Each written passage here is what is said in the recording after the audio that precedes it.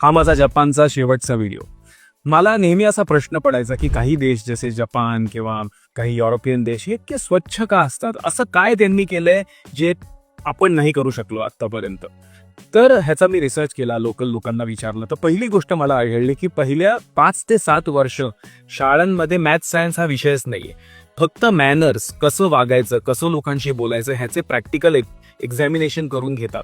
आणि महत्वाचं म्हणजे स्वच्छता. ते रोज 3-4 असे ग्रुप करतात क्लासमध्ये आणि एकाला टॉयलेट साफ करायला सांगतात, एकाला बागकाम करायला सांगतात आणि एकाला क्लासरूम साफ करायला सांगतात. त्यामुळे शाळांमध्येच हे त्यांची इक्वालिटी आहे की हे माझं काम नाही भाऊ, हे ह्याचं काम आहे, असा हा प्रश्नच येत नाही. कारण प्रत्येक जपानी माणूस हा शाळेपासून स्वच्छतामध्ये लागलेला असतो. ही एक गोष्ट.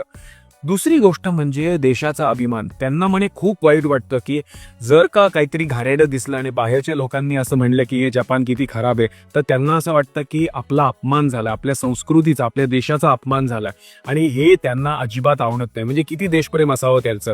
म्हणूनच आपण जेव्हा ऐकतो ना की फुटबॉलची मॅच झाल्यावर सगळी जनता हे स्टेडियम स्वच्छ करून घरी जाते. ऑलिम्पिकच्या वेळी त्यांनी केलं होतं. हे का करतात? कारण त्यांचं देशाचं इम्प्रेशन चांगलं राहावं. ह्याला म्हणतात देशभक्ती. हे आपण नक्की शिकायला पाहिजे. तिसरं म्हणजे बेसिक प्रामाणिक लोक आहेत असं मला वाटतं.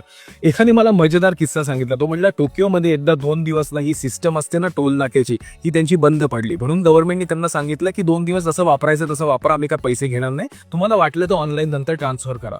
तुम्ही बिलीव्ह नाही करणार, 3 दिवसांनी गव्हर्नमेंटला असं कळलं की 90% जनतेने डिटेल्स सकट पैसे ट्रान्सफर केले की आम्ही या दिवशी यावेळी गेलो आणि त्यामुळे आमचे एवढे पैसे झाले. म्हणजे एक इमॅजिन करा, गव्हर्नमेंट आणि जनतेचा एकमेकावर किती विश्वास आहे.